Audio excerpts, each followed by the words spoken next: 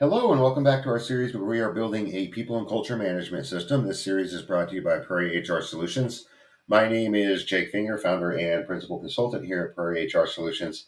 And in this video, I'd like to add some dynamic functionality to our scatter chart here. Now, the scatter chart, if you haven't watched my previous videos, we created this scatter plot chart here that essentially graphs salary by experience, and each one of these data points is obviously an employee. But what we did was we color coded these points based on gender, and then we created a dynamic legend down here. But since it's not part of our chart, it takes up this entire width of this container. So we're going to fix that. And I'm also going to fix this yellow, change that back to green. And how we're wanting to enhance the functionality of this is currently we just have a set of data, made up data from random employees. It doesn't indicate job or division. So this is just numbers to get it functional. But what I would like to do is create some sort of filtering capability. And since we're using Google Charts, um, there is a way that we can do it through their library, their APIs, but I think what we're going to do is just use our HTML here to create a drop down box to filter division and filter job title. And then that way we can go on our back end and use the filter method to filter out the full data. So let's go ahead and change this legend and the colors, and then we'll start working on our filtering. So the first thing we're going to want to do here is change all of our yellows to green again. And again, these can be any colors, any color you want. Just got to make sure that you change it everywhere. This is the HTML that it's going to render. And this is what it's going to be prior to its rendering. Okay, so that should take care of that. Now what we want to do is take this legend here and move it, kind of condense it down to where it's part of this chart. So what we can do is actually wrap this chart to include the legend inside a div. So let's create a div here. And let's give this div a class. Since we're using boot class, they have a way that we can adjust the width, and that is going to be a W. And then we give it an indication of percentage of the full container that we want. And let's just set that at 50 for now. And then we want to include the last div of the legend, but before the container. So right here, and we'll just say this is the width 50, and we'll change that. Okay, so let's save this and then come back over here and see how that looks.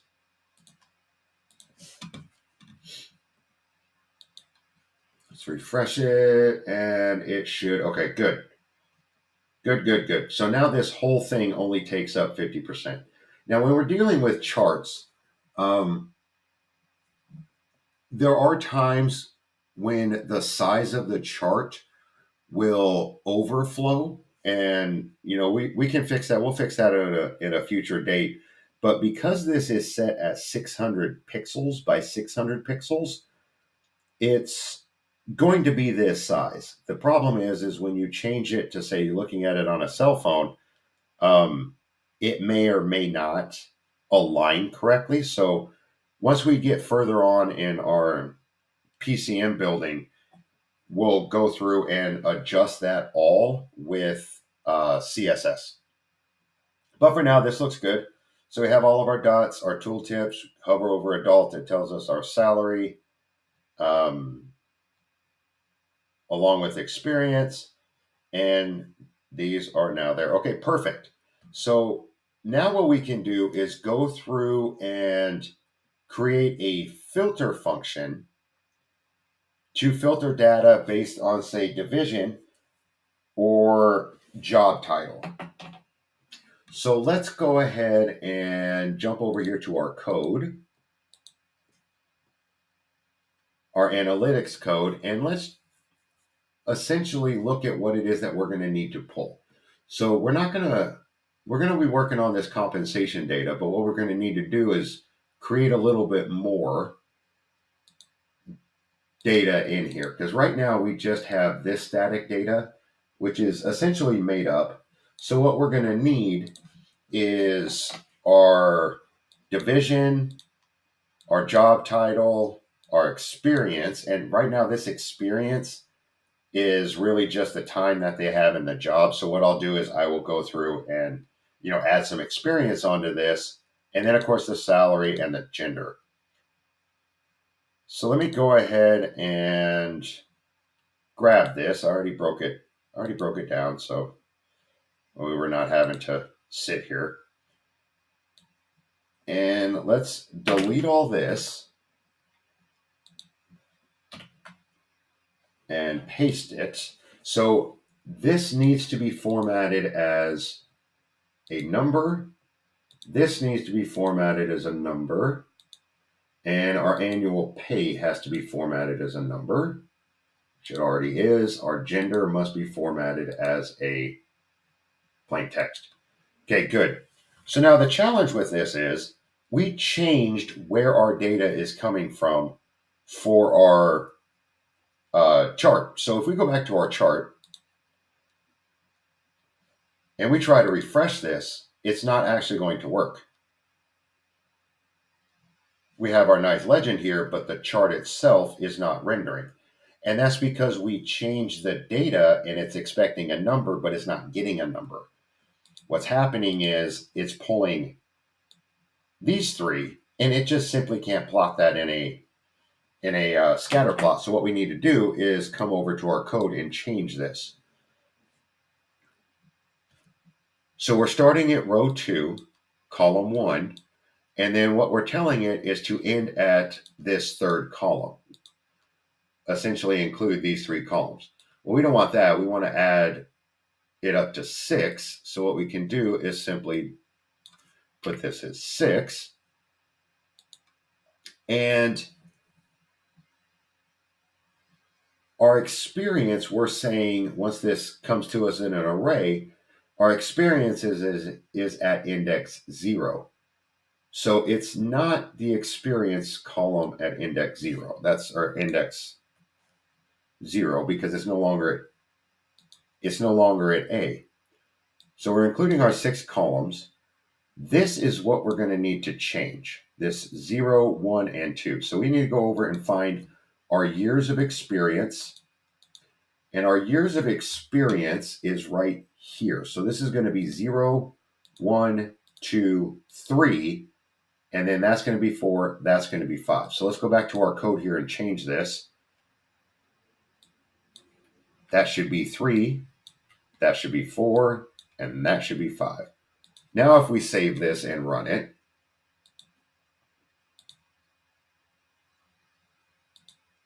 it should go ahead and pick it up and populate as normal.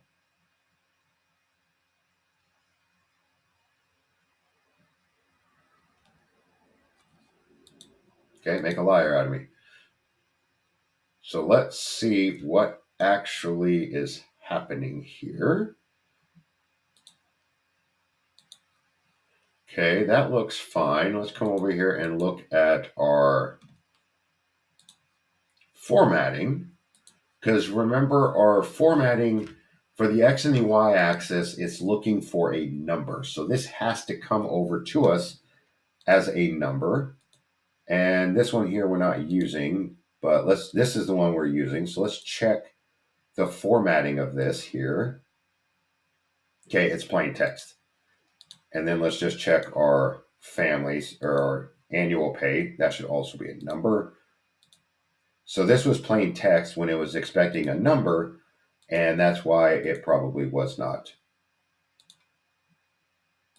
populating correctly. Okay, so now let's come back over here and try this again.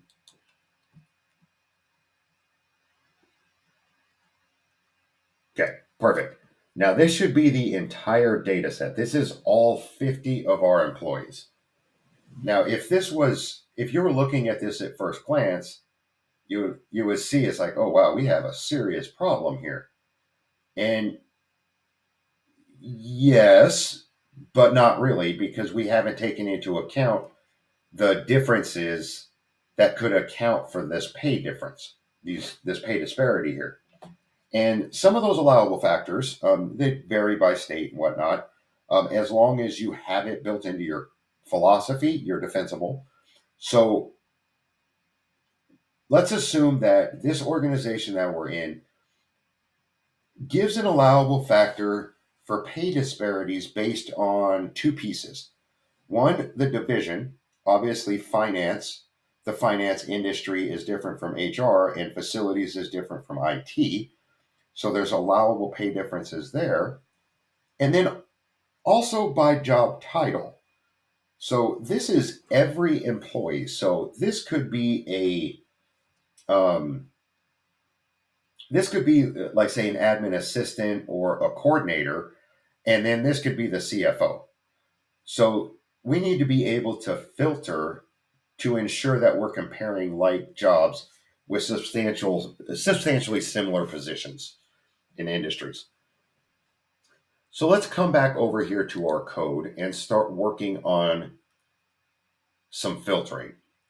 So now we have our data, which is essentially all of our data. Let's actually change this to comp data. This is going to be comp data, and this is going to be comp data. So let's log this and see what we have. See how it's coming to us. So now what we would like to do initially is filter all of this data by division. And how we can do that, if you remember right, we came over and we essentially filtered many, many, many times. So let's look at a place where we would have filtered.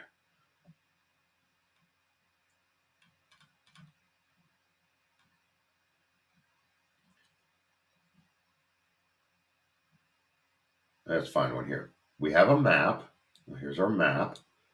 And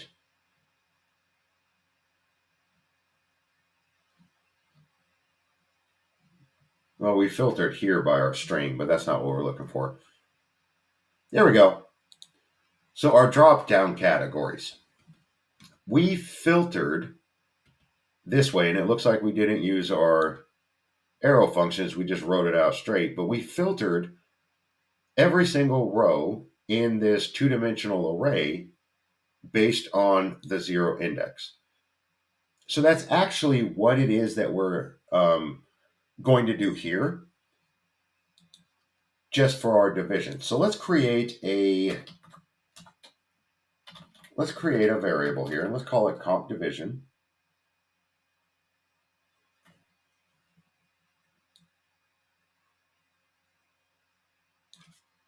Can't do that because it's after the return. So let's create a variable up here called comp division. So we couldn't have actually run that because once you return something, that's it. Function's done and over with. And what this comp division is going to do, it's going to take this comp data and it's going to filter it. And now this filter is going to take a predicate. And if we look at how we wrote this, we could write it essentially the same way. Or what we can do is simply do an arrow function. And I probably should come back here and change this to an arrow function. So we'll use arrow functions. So coming back over here to our analytics, What we're going to filter by is obviously the row, because as our two-dimensional array is coming over to us, that internal array, each one of those arrays is a row, so we'll just call it row. And the function that we're going to run is based on that row at index. Let's come over here and find our division. So our division is at index number 0.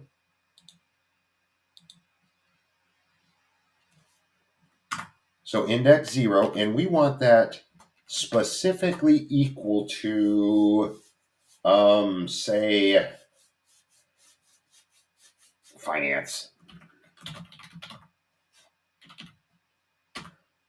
So now, since this is in a variable, we can actually log this out.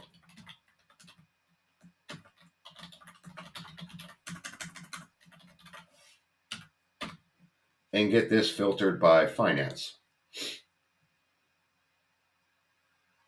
So as you can see, we have, it looks to be about 1, 2, 3, 4, 5, 6, 7 employees within the finance department. So now what we can also do is now filter this array by job title. And the reason I'm kind of doing this statically is once we build in those drop-down boxes, the values of the drop-down boxes we can pass to a function and just pass it here. So let's do let comp filtered division for now equal comp division dot filter. And we can do this row again. And this is going to be row. Now, when we think about the way our data is coming to us, it's still going to come to us as a two-dimensional array. So the job title should still be at 0 or index number 1.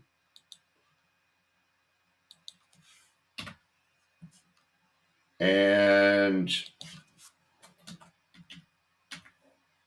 let's make this equal to, let's find a finance job here, and let's call it finance coordinator. So let's just put this in as finance coordinator. I have no idea how many we have here, but we'll find out. No, it's at least 1. And then let's log this out to comp filter division. And then let's run it. Yep, so we do have 1, and it's a female. And she is very well paid. Been there forever. Okay, so we now have a way to filter through the divisions, as well as taking those divisions and then filtering it by the job title. Now what we can do is actually use this to generate the data here inside of our chart here.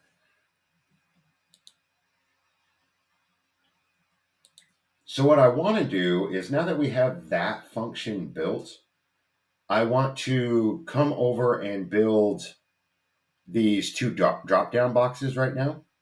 And how I'm going to do that is I'm going to put this whole thing into another div, and that div is going to have a row, and this is going to be one column, and then I want another column over here to handle all of our numerical numbers and our drop downs.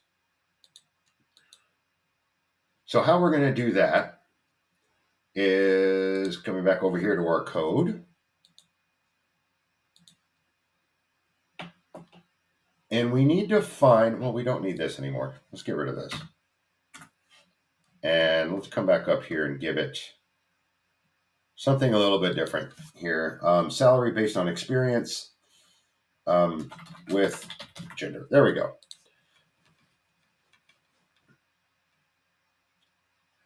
So this container is the whole box. And then we have this division class. And this division class is for our chart and our legend. So what we actually want to do is within our container, we want to create another division. And this class is going to equal a row. And then we also want to give this another class of a column, just like we were doing with our input fields when we were creating our record management. And we want to come down here to the end of this 50 and close out our column.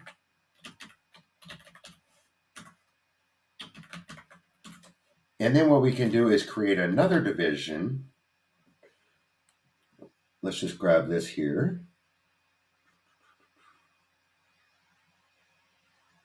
Grab this. Like so. Grab this, make one here, and then we need to close out our row.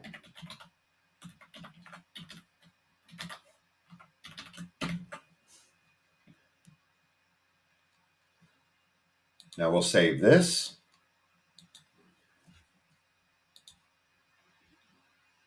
Make sure everything here looks good. One thing that's going to be interesting though is now that we've wrapped this in a container of 6, that is now the new parent for all of this legend here. So these 4s are probably going to squish it up a little bit, but we'll see. We'll see. So let's go back to our chart here and refresh it. And then let's see how this actually populates.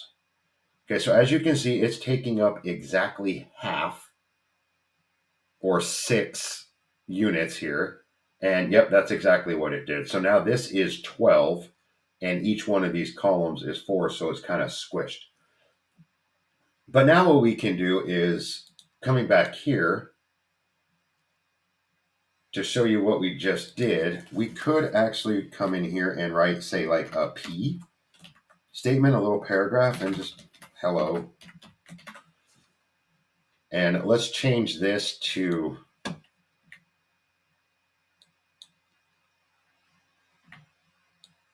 change this to 6, and I'll show you how that is adjusted.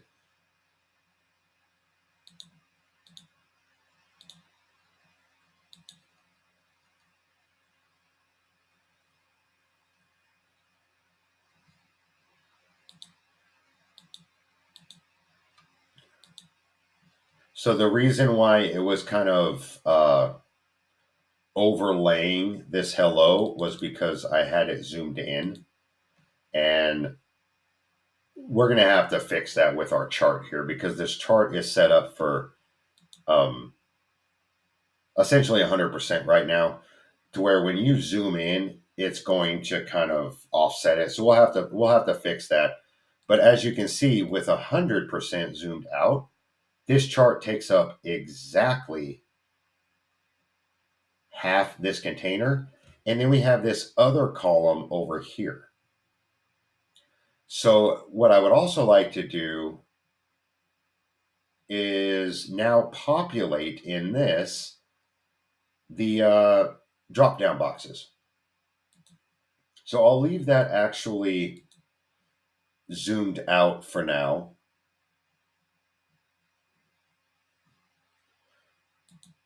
Just so we can see it. But what I want to do is come over here to our bootstrap.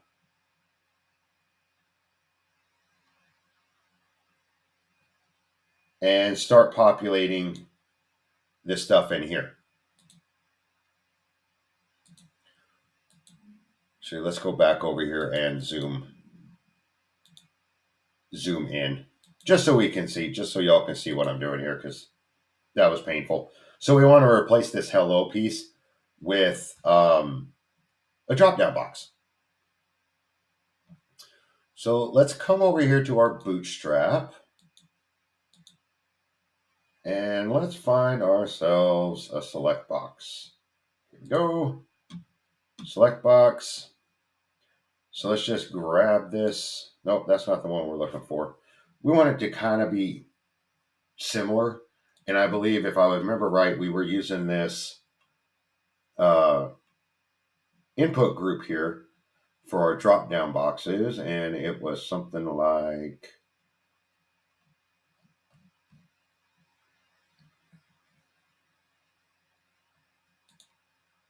this right here. Okay, so let's grab this and we'll copy this over. And instead of this, we'll put it underneath the hello. Why not? So now we should have this drop down box populated to the right side of our chart here.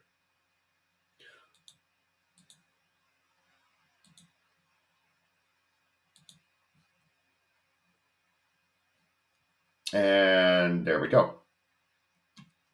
So yeah, in between this, I'll fix this and make it static, make it more flex contained where it aligns fine with this. What we're doing is we're trying to always call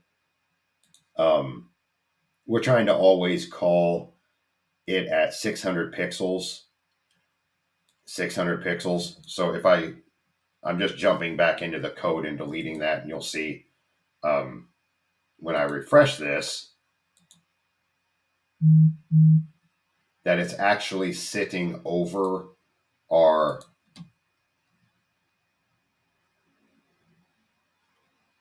box there. Because what we were attempting to do was always populate it at 600 pixels. And unfortunately, when you try and do that, sometimes your screen is not 600 pixels across or your display. So I'll change that to flex, but I'll show you what exactly I did here. With Google Charts, the example they gave us was this. So I just deleted this. What we could do is maybe set this to auto, but we're using Bootstrap, so I want to use their stuff. But when we say this and set it to auto and come over and refresh it, you'll see that looks, it looks a little better. You can still see that there's some issues, but what I would like it to be is actually for it to expand all the way, and we can do that later. But the important part is we needed this drop down box. So now we have this drop down box, and what we're going to need to do is put another drop down box in here. So I'll in this video here, and I'll add another drop down box here. And then the next video, what we will do is we will go in and actually create a function to where when this box changes, it sends this value over to our Google Apps Script side, runs the filter, and then returns this data here. So I hope these videos have been helpful, and I hope you're getting something out of it, and it's kind of getting some thought flowing, and we're giving you enough code, samples, and snippets to actually start creating or changing some of the things to fit your specific needs. If you like what we're doing, please hit that subscribe button. And if you have an idea of something that you would like us to see or put together, please send us over an email and we'll get something out there. And until next time, please take care.